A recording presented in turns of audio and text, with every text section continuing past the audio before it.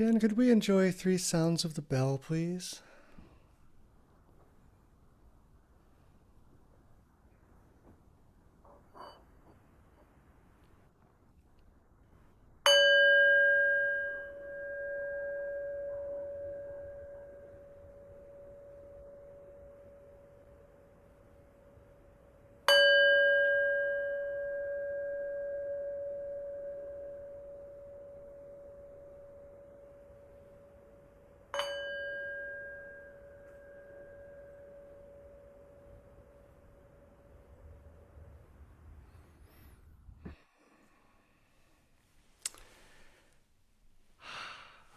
During the sitting this evening, I let my awareness rest with each one of us that's here, moving my eyes slowly across the screen and drinking in the miracle of our presence together.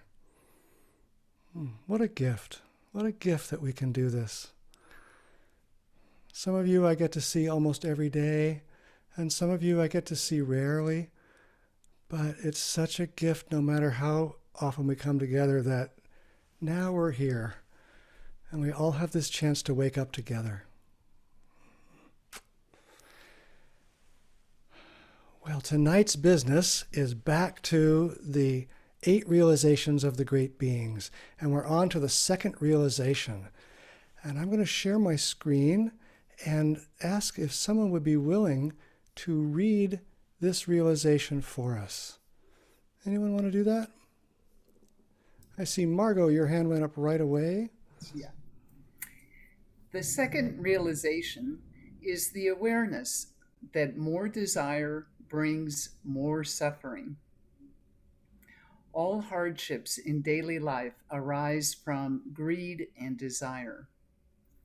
Those with little desire and ambition are able to relax, their body and mind free from entanglement. Thank you, Margot. All hardships in daily life arise from greed and desire. So it seems to me that this is quite a bold statement. All hardships in daily life arise from greed and desire. It's a bold statement in light of our culture and our cultural understanding. I think our cultural understanding is quite different from that. I think that we tend to believe something more like that happiness comes when my desires are satisfied, right? Not that desire itself is the problem, or that greed is good.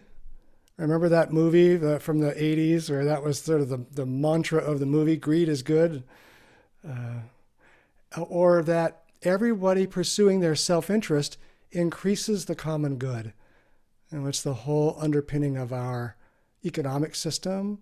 It's the underpinning of Darwinian evolutionary theory that everybody individually pursuing their own interest is better for everyone.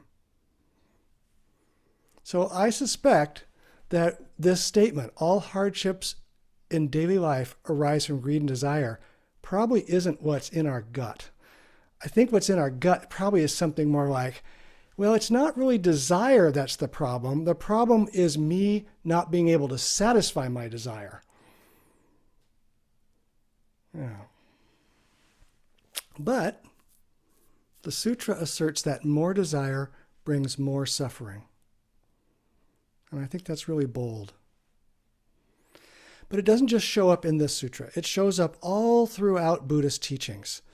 I love Ajahn Chah's way of saying this. And he was the Thai forest monk who was a teacher of many of the American teachers that came back in the first wave of Buddhist teachers in the US.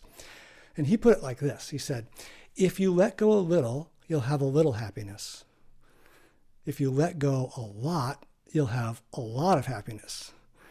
And if you let go completely, you'll have complete happiness. So that's the way he summarized this basic idea that more desire brings more suffering. So here's my question. Do you actually believe this? Do you really believe that more desire brings more suffering? I mean, put up your hand if you believe it. About half or a third or so. Okay. Now, if you do believe it, do you behave as though you believe it? Yeah, because it's one thing for my mind to assent to an idea. It's another thing for me to look at my behavior and see, oh, do I really go along with what my mind is saying? When I look at myself, oftentimes I think I behave as though I don't believe this. Even though I've read these sutras for years, I've read all the other kinds of sutras and the other teachings, and I say, yeah, that's true. That makes a lot of sense. I'm not sure my behavior really bears that out. Oh. So it seems to me that the only way to really test this out, whether or not we really believe this statement, whether we think it's true, and whether we believe that if we behave in accordance with this statement, that we'll be happier. And I think the only way to find that out is to practice with it, to take it into our actual daily life and practice with it and see for ourselves whether or not more desire brings more suffering. So that's what I'd like to spend most of the time on tonight, is actually talking about how to make this real in our lives so we can find out for ourselves. I mean, these are the 8 realizations of great beings. We don't have to take their word for it. We're great beings ourselves. Let's figure it out on our own. So here's the 4 steps, and I'm going to go into each one of them with some detail, but I just want to give you an idea of what's coming. So the first step is to contemplate. The second step is to understand. The third step is to surrender. And the fourth step is to relax. So let's unpack those a little bit.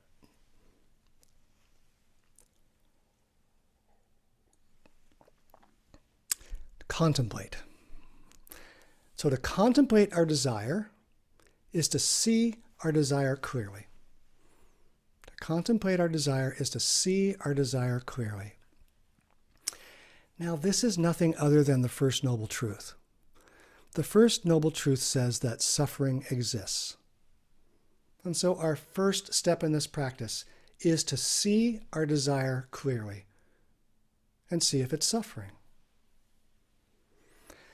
Now, I don't mean to just in an abstract look and see if suffering exists somewhere out there. What I'm saying is we have to look at our own life and our own heart to see the suffering there. Not somewhere else out there, but right in here, right now, in this life as I'm living it. This first noble truth doesn't have much value when it's abstract, but when it's personal, then it has great value. So we want to look at our own experience for this. So to contemplate is to see our desire clearly. And the first thing I like to see here is how deeply desire actually permeates my whole sense of a separate self. You know, it's just everywhere in me. So in order to see that, I have to first slow down, because if I'm going along with a lot of momentum, I'm not going to see anything clearly. Right? I'm just going to be busting through life. So I'm going to slow down, and I'm going to pay attention to what's happening. You know, these are basic mindfulness practices that we do all the time. We did that tonight when we sat on our cushions. We slowed down and we paid attention. So we know that. But here's the step in this contemplation that I'd like to suggest that we do. When we have slowed down and paid attention, we label the desires that we see in us as we see them.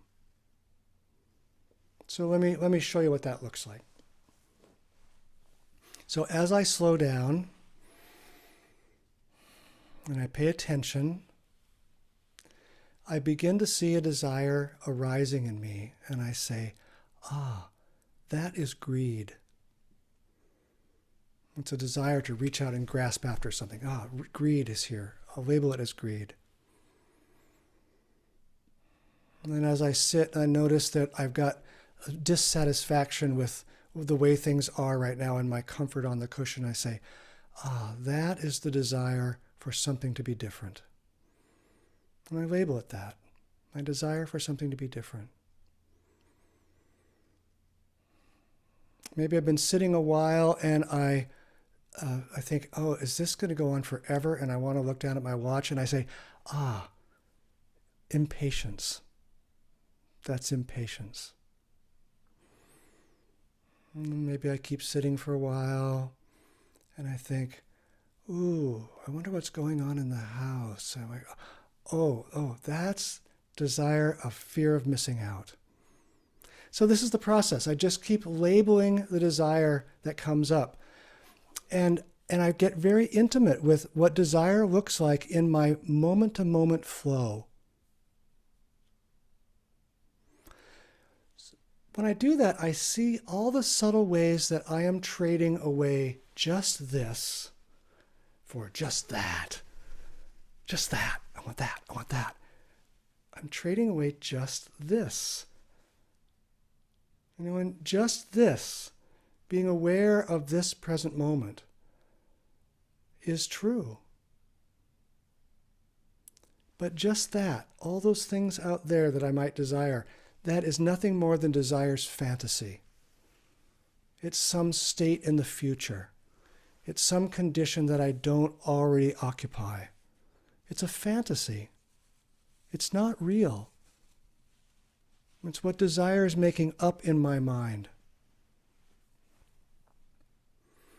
So these are the things that we can contemplate to become aware of our desire. So that's the first step, to contemplate, to see our desire clearly.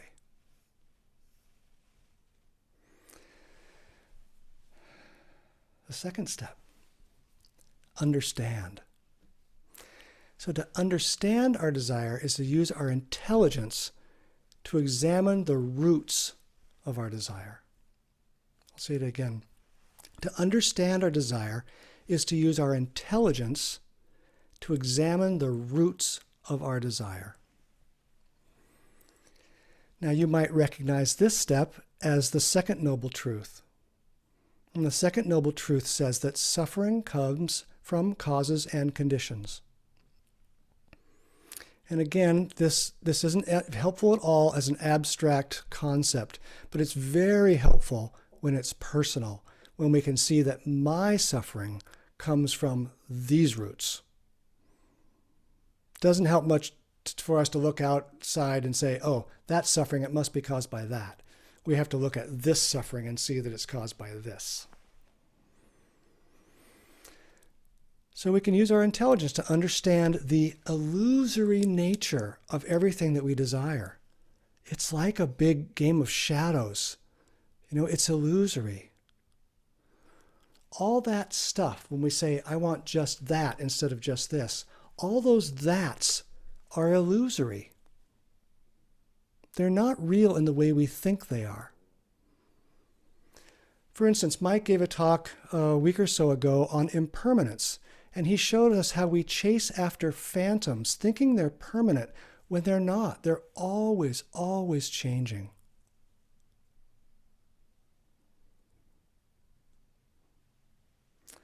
And what we can see when we look into the roots is that we can see that our whole idea of ourselves as separate is just riven through with desire.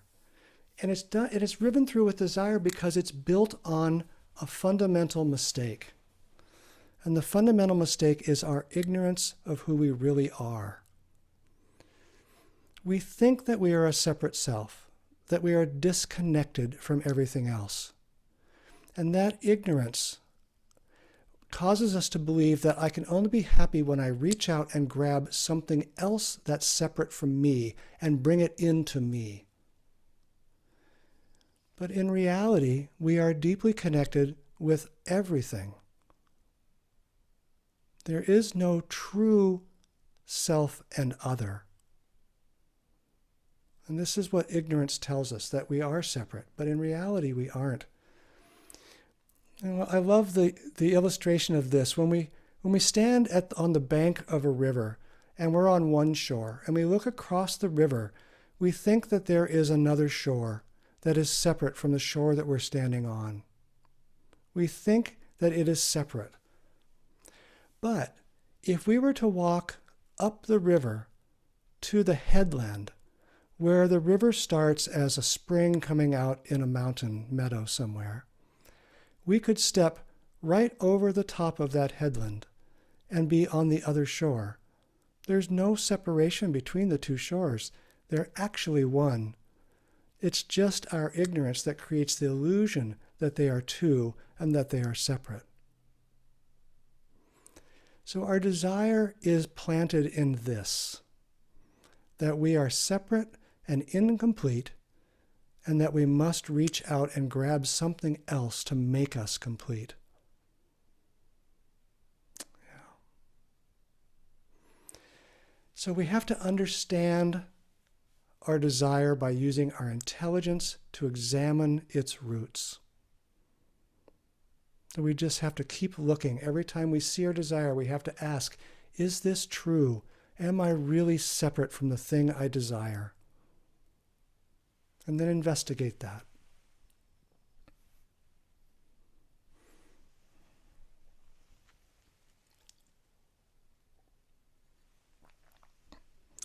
Okay, step 3. Surrender. Now, to surrender to our desire is to let it go. Let it go. And this step is the third and fourth noble truths together. So the third noble truth says that liberation is possible. And the fourth noble truth says that there is a path that leads us to liberation. So when we surrender our desire, we do both of those things. We know that it's possible to surrender it, and we do the practice that it takes to actually let it out of our grasp. Now, I used an intentionally provocative and non-Zen word here when I chose the word surrender for this. So stay with me on this one. I'll try to tell you why I did that and see if it makes sense to you. So after we see and understand the suffering brought by our desire, we surrender the habit of indulging them. We surrender the habit of indulging our desires. So I'm using this word surrender in a very particular sense. Usually, the normal way we use this word is we talk about surrender meaning submitting ourselves to some frightening force. Right? We submit to something powerful, and it takes us over, and it diminishes us. But I'm using it in the sense that's different. What I mean is when we surrender, we are liberating ourselves from that force. We're surrendering our grasp on that force and letting it go. See the difference? One is we surrender to it and are crushed by it. The other is we surrender our hold on it and let it go. So we surrender our desire by, we surrender our desire rather than surrendering to our desire. Do you follow that difference? Yeah. So here's an illustration of that, because that's a little abstract. You guys, you're all familiar with the movie Wizard of Oz, I'm sure. I mean, it's a cultural phenomenon. When I was a kid and that movie would come on, all the neighborhood kids would gather in one house or another and we'd watch the movie, and we would be deliciously scared throughout the whole thing, right? And it came on like once a year, and it was a big deal. It was bigger than Christmas, really, to watch The Wizard of Oz. So the part that scared me the most in that movie was when the Wicked Witch of the West rode on her broom, and she rode across the sky, "Surrender, Dorothy." Remember that? Surrender, Dorothy. Oh my gosh. So as a child, I thought surrendering to the Wicked Witch of the West was about the most frightening thing possible. You know, her green visage and her evil power, and I would surrender to that and just be subsumed and crushed by her evil.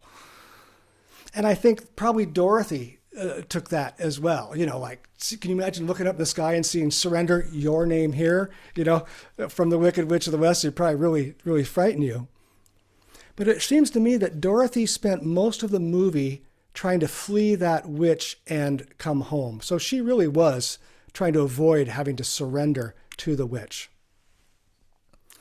But what if Dorothy had read that surrender Dorothy in the sense we're talking about now? Not in the sense that I took it as a child of surrender to the fear of the witch, but surrender my fear of the witch.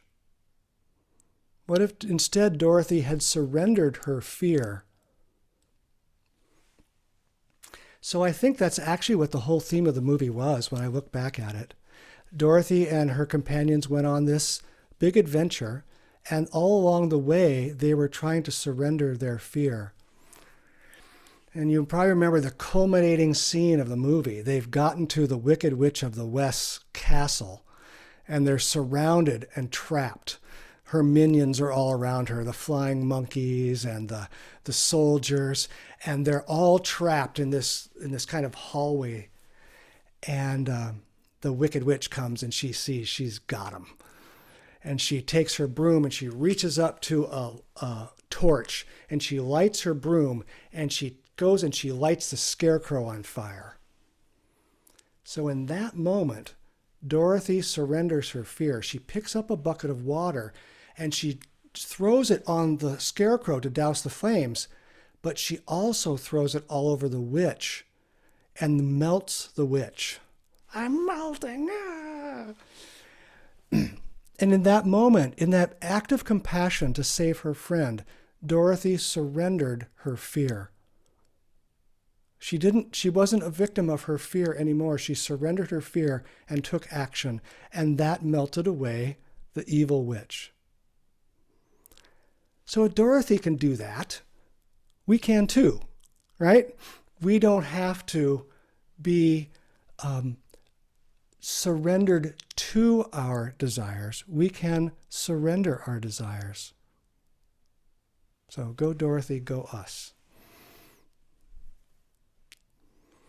Now I said surrender wasn't a very Zen term, but actually we have a really beautiful mantra of surrender.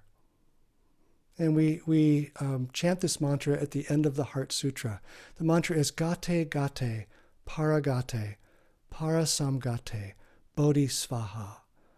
And that translates something like gone, gone, completely gone, gone to the other shore, awake. And we have surrendered our ignorance. And we've gone to the other shore that was the shore we were already on. So we do know surrender. But I think Dr. Martin Luther King gave us the best translation of this when he said, free at last, free at last. Thank God Almighty we're free at last. He wasn't talking about being freed by someone else. He was talking about freeing ourselves, surrendering desire.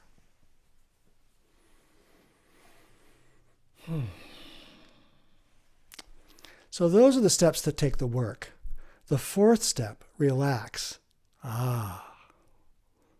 This is the easy one. To relax is to let our true self emerge. The sutra says those with little desire and ambition are able to relax, their body and mind free from entanglement.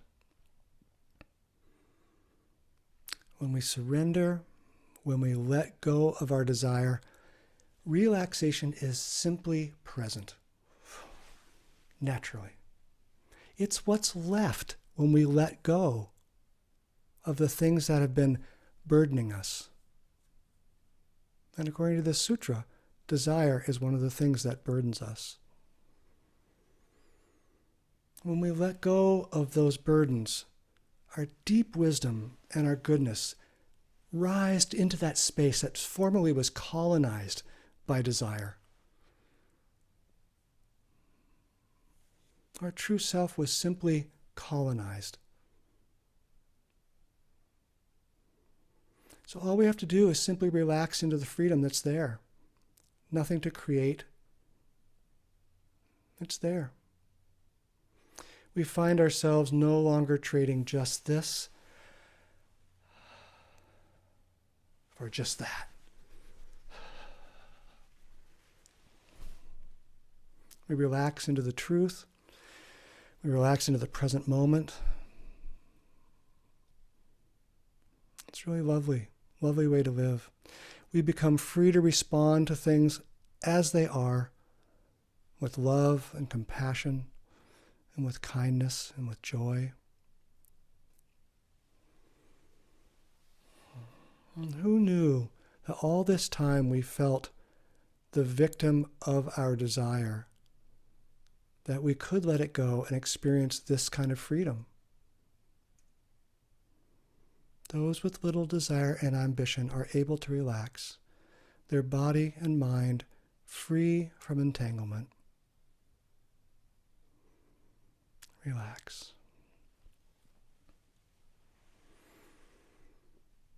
So just to review a little bit, we contemplate, we see our desire clearly, we understand by looking into its roots and its causes, we surrender our hold on it, let it go, and then we relax into the true self that is there all along. All along. This is possible. This is possible for every one of us. This isn't something that happens for the great beings in this sutra. This is possible for us, for all of us. And to some degree, we all know this already.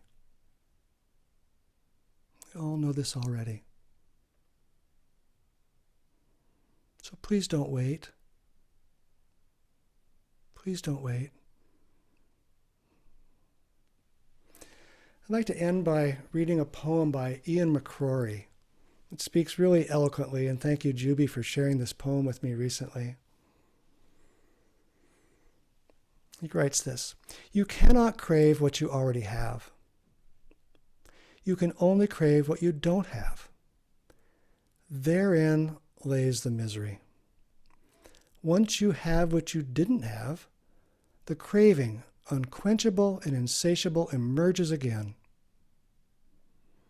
This person, this dream, this goal, status, power, wealth cannot assuage this gnawing hunger.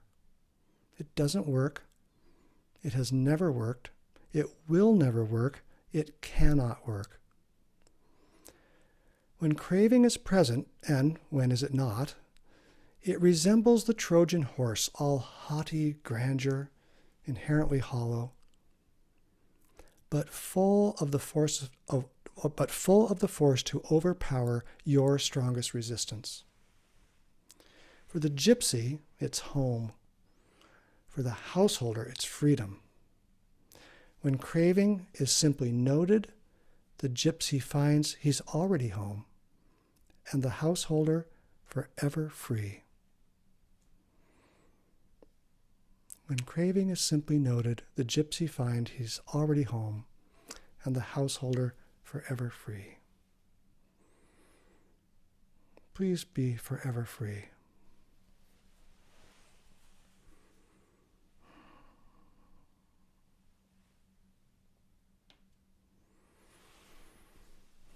Jen, could we enjoy 2 sounds of the bell?